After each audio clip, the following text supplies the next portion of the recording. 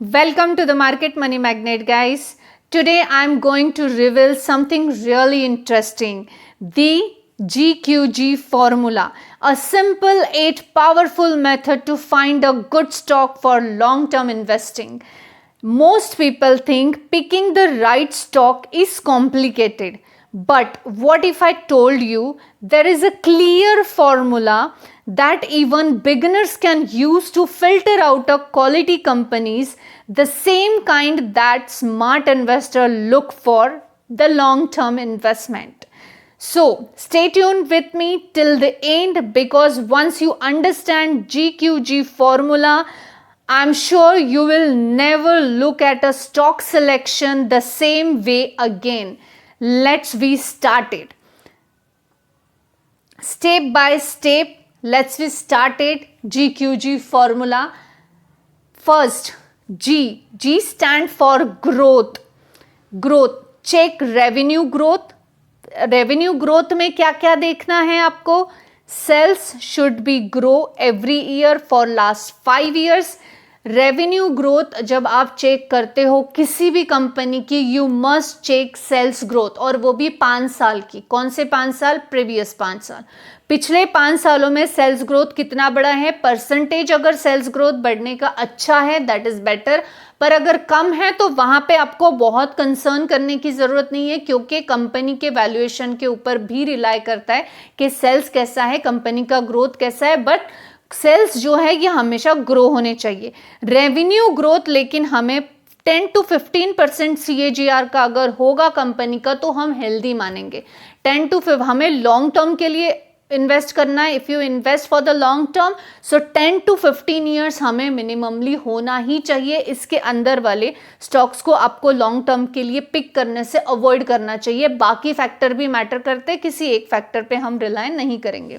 सो यहाँ पे G for growth. Growth में आपको रेवेन्यू ग्रोथ देखना है, 10 to 15% के CAGR का होना चाहिए. दूसरी चीज हमें देखना है प्रॉफिट ग्रोथ. प्रॉफिट ग्रोथ में नेट प्रॉफिट भी इंक्रीज होना चाहिए. अब नेट प्रॉफिट ग्रोथ अगर इंक्रीज नहीं होता है तो वहां पे कंपनी हम डेफिनेटली अवॉइड करेंगे. ऐसी कंपनीज को अवॉइड करना है. मतलब क्या है? नेट प्रॉफिट ऑल्सो इंक्रीज, या प्रॉफिट ग्रोथ का कंपनी एक्सपांड कर रही है या उसका जो कॉस्ट है वो उसके कंट्रोल में है. अगर कॉस्ट कंपनी के कंट्रोल में नहीं है तो उस कंपनी में हम इन्वेस्ट करने से बचेंगे. अब ये चीज़ें हमें कहाँ चेक करने को मिलेंगी? एक तो आप मुझे कमेंट सेक्शन में कंपनी के नाम बताइए, मैं आपको पूरा डिटेल एनालिसिस देती हूँ. या तो आप screener.in पे जाइए, प्रॉफिट एंड लॉस अकाउंट के सेक्शन में जाकर आपको ये सारी डिटेल, यानी रेवेन्यू ग्रोथ हो, प्रॉफिट ग्रोथ हो, नेट प्रॉफिट हो, सेल्स ग्रोथ हो, सारी चीज़ें वहाँ पे मिल जाएंगी. तो हमारे GQG फॉर्मूला का G है ग्रोथ, तो हमें कंपनी की ग्रोथ देखनी है. Then Q stand for quality check. अब कंपनी की क्वालिटी कैसी है अगर चेक करना है तो ROE चेक करना है हमें, यानी रिटर्न ऑन इक्विटी. अब रिटर्न ऑन इक्विटी अगर 15% से ज्यादा है तो हम उसको अच्छा मानेंगे. 15% के अंदर है तो हम ऐसी कंपनीज को लॉन्ग टर्म के लिए इन्वेस्ट करने से बचेंगे. या तो टाइम टू टाइम अगर इन्वेस्ट कर दिया है किसी कंपनी में जो अच्छी है तो हम टाइम टू टाइम उसका फंडामेंटल देखते हुए डिसीजन चेंज भी करेंगे. तो यहाँ पे अगर हमें ऐसी कंपनी चूज करनी है कि आज ले लो फिर 2-4 साल हम थोड़ा उसमें निश्चिंत हो सके, ऐसा तो ही हम ऐसी चीज़ें चेक करेंगे कि ROE हमें चाहिए 15% से ज़्यादा. दैट डजंट मीन कि हम कंपनी खरीद के भूल जाएंगे. टाइम टू टाइम हमें उसके फंडामेंटल्स चेक करने होते हैं. फिर ROE के साथ साथ ROCE देखेंगे, रिटर्न ऑन कैपिटल एम्प्लॉयड, वो भी हमें 15% से ज़्यादा होना चाहिए. और अगर ये रहता है तो ये इफिशिएंट कैपिटल चेक डेफिनेटली है कि हम इसको कंसिडर कर सकते हैं. अब उसके बाद हम क्या देखेंगे? क्वालिटी कंपनी की चेक करते वक्त हम देखेंगे डेब्ट टू इक्विटी रेशो. अब डेब्ट टू इक्विटी रेशो बिलो 1% होना चाहिए तो कंपनी सेफ है. अब यहाँ पे एक जो है हम एक्सेप्शन भी देखेंगे. एक्सेप्शन यहाँ पे बैंकिंग स्टॉक्स, या तो फिर हम इसमें फाइनेंस के जितने स्टॉक्स आएंगे इंक्लूडिंग वो जो लोग कंपनीज को हम एक्सेप्शन के कैटेगरी में रखेंगे. क्यों रखेंगे एक्सेप्शन की कैटेगरी में? क्योंकि उनका डेप हमेशा आपको ज़्यादा दिखेगा. तो इस GQG फॉर्मूले के हिसाब से अगर हम उन स्टॉक को यहाँ पे रखते हैं तो वो स्टॉक डेप के मामले में एक्सेप्शन में आएंगे क्योंकि उनके डेप हमेशा हमें ज़्यादा दिखेंगे। तो यहाँ पे आपको अदर देन दैट स्टॉक्स हमें देखना चाहिए कि ये स्टॉक्स का डेप जो है ये 1 से कम हो, ROCE और ROE 15% से ज़्यादा हो। अब यहाँ पे हाई ROE और लो डेप रहा तो फाइनेंशियली स्ट्रॉन्ग कंपनी हम उसको कंसीडर कर सकते हैं। यहाँ पे कंफर्म यही फॉर्मूले से हम कोई भी स्टॉक पिक करेंगे क्या? नहीं, लेकिन this is one of the formula of our formula. अब यहाँ पे हमने देखा G for growth, Q for quality, again G for good value. Good value यानी गुड वैल्यूएशन। अब कंपनी का वैल्यूएशन अगर आपको चेक करना है तो आपको चेक करना होगा P, price to earning ratio. अब प्राइस टू अर्निंग रेशो जो होता है ये, इसको अगर हम इंडस्ट्रियल पीई के साथ कंपेयर करेंगे तो हमारा एक एवरेज वैल्यूएशन कंपनी का निकल कर आएगा।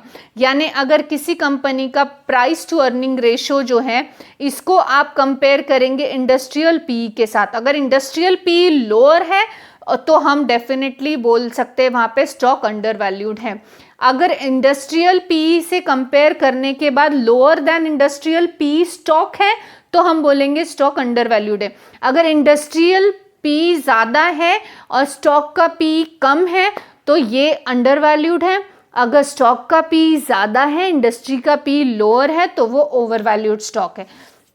एकदम सिंपल से एक अगर मैं भाषा में आपको बताऊं तो पूरा सेक्टोरियल पी जो होता है, पूरे सेक्टर की जो भी जितनी कंपनियां हैं इनका पी अगर 28 है और आपने स्पेसिफिक स्टॉक चुना है और स्टॉक का पी 50 है तो डेफिनेटली ये ओवर वैल्यूड है और ये अंडर वैल्यूड है। इसी को वाइस वर्सा अगर करेंगे हम और यहाँ पे 28 कर देंगे और ये 50 कर देंगे तो हम इस स्टॉक को अंडर वैल्यूड और पूरे इंडस्ट्रियल पीई को ओवर वैल्यूड बोल सकते हैं। अब यहाँ पे ये तो आपको समझ गया होगा कि वैल्यूएशन निकालते वक्त आपको जिस कंपनी को आपने चुना है उसके पी के साथ इंडस्ट्रियल पी को कंपेयर करना है। इंडस्ट्रियल पी ज़्यादा है, स्टॉक का पी कम है तो अंडर वैल्यूड, इंडस्ट्रियल पी कम है, स्टॉक का पी ज़्यादा है तो कंपनी ओवर वैल्यूड है। उसके साथ साथ पीईजी रेशो को चेक करना है। अब पीईजी रेशो हमें क्या बताती है? तो पीईजी रेशो हमें बताता है कि कंपनी का ग्रोथ कैसा है, कंपनी रिजनेबल वैल्यूएशन पे है भी या नहीं। अगर पीईजी रेशो, और पीईजी रेशो निकालते कैसे हैं हम, तो उसका फॉर्मूला है पी को डिवाइड करना है हमें प्रॉफिट ग्रोथ के साथ तो पीईजी रेशो निकलेगा। अब पीईजी रेशो अगर 1 से कम है या 1 से ज़्यादा है तो हम डेफिनेटली यहाँ पे उस हिसाब से रिजनेबल वैल्यूएशन बोल सकते हैं। अभी अगर हम देखेंगे तो पीईजी रेशो 1 से ज़्यादा अगर हमें निकल के आता है कि 1 से ज़्यादा पीईजी रेशो है तो हम स्टॉक को रिजनेबल वैल्यूएशन पे देख सकते हैं, या 1 से कम है तो उस हिसाब से भी हम उसको चुन सकते हैं कि कम पीईजी रेशो है या ज़्यादा पीईजी रेशो है। अब चेक पीईजी रेशो करना है, उसके अलावा पीई रेशो करना है और इंडस्ट्रियल पी से कंपेयर करना है। अब ये तीनों चीज़ें आपको समझ गया होगा GQG फॉर्मूले में हमें क्या चीज़ें चेक करनी है। अब इसमें एक बोनस टिप मैं आपको देना चाहूँगी और वो बोनस टिप ये है कि management and future read companies annual और इन्वेस्टर प्रेजेंटेशन हमें देखना चाहिए। मैनेजमेंट का, फ्यूचर रीड कंपनी का जो भी इन्वेस्टर मैनुअल होता है या इन्वेस्टर प्रेजेंटेशन होता है वो हमें देखना चाहिए। उसमें हमें देखना चाहिए कि मैनेजमेंट जो है कंपनी का वो कितना ऑनेस्ट और कंसिस्टेंट फोकस कर रहा है कंपनी की ग्रोथ पर, और जो ग्रोइंग सेक्टर्स है हम उस पे भी फोकस करेंगे। यानी जो भी ग्रोइंग सेक्टर हैं उनकी स्टॉक्स को पिक करेंगे, just like electric vehicles, renewable energy, infra, FMCG, pharma और टेक। अब इसमें से टेक थोड़ा सा अभी डगमगाया हुआ है बट दैट डजंट मीन कि उसकी ग्रोथ नहीं है फ्यूचर में। तो हमें बोनस टिप में एक तो एनुअल रिपोर्ट चेक करनी चाहिए, हम जिस भी लॉन्ग टर्म इन्वेस्टमेंट में करना चाह रहे हैं स्टॉक में उसकी, या इन्वेस्टर प्रेजेंटेशन भी उनका चेक कर सकते हैं। साथ ही साथ हमें कंपनी में इन्वेस्ट करते वक्त ग्रोथ सेक्टर्स में इन्वेस्ट करने की कोशिश करनी चाहिए। ग्रोथ सेक्टर्स कौन से हैं मैंने ये आपको बता ही दिए। एक एग्जाम्पल अगर हम लेते हैं तो यहाँ पे आप देख सकते हैं कि हमने टाटा ELXC का एग्जाम्पल लिया है। इसका जो सेल्स ग्रोथ है ये 20% CAGR का है, ROE 30% का है, डेप इस पे 0 है। अब P जो है स्लाइटली हाई है, पर वो जस्टिफाइड है क्योंकि ग्रोथ कंपनी की बहुत अच्छी देखने को मिल रही है। अब लॉन्ग टर्म इन्वेस्टर्स जो हैं इसमें 5x से 10x रिटर्न भी बना सकते हैं, आराम से बना लिए हैं 5 से 7 सालों में। तो ऐसे ही स्टॉक चूज करने के लिए आपको जो है ये GQG फॉर्मूला अप्लाई करना है, जिसमें G से आपको ग्रोथ चेक करनी है, ग्रोथ में रेवेन्यू ग्रोथ देखना है, सेल्स देखना है, कंपनी के प्रॉफिट ग्रोथ देखना है, नेट प्रॉफिट देखना है, Q stand for quality check करनी, यानी ROE और ROCE चेक करना है, कंपनी पे डेप कितना है चेक करना है, और अगर हाई ROE और लो डेप है तो फाइनेंशियली कंपनी को कंसिडर किया जा सकता है। और G again stand for good value, company का वैल्यूएशन चेक करने के लिए PE रेशियो और उसके साथ इंडस्ट्रियल PE और PE रेशियो को कंपेयर करते हुए अंडर वैल्यूड या ओवर वैल्यूड स्टॉक है ये आपको निकालना है।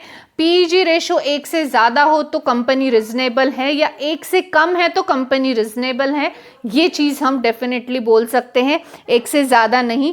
बोनस टिप में आपको 2 चीज़ें चेक करनी है, मैनेजमेंट मैनुअल चेक करो एनुअल रिपोर्ट में, और इन्वेस्टर का प्रेजेंटेशन चेक करो, उससे पता चलता है कि कंपनी कितनी ऑनेस्ट है, कितनी कंसिस्टेंट है, फोकस है ग्रोइंग अपने ग्रोथ के ऊपर, और जो भी ग्रोइंग सेक्टर से उसमें हमेशा लॉन्ग टर्म के लिए इन्वेस्ट करना चाहिए। This information is only for the educational purpose. I am not giving any recommendation here, neither a buy nor a sell. I hope this information is informative for you. Thanks for watching.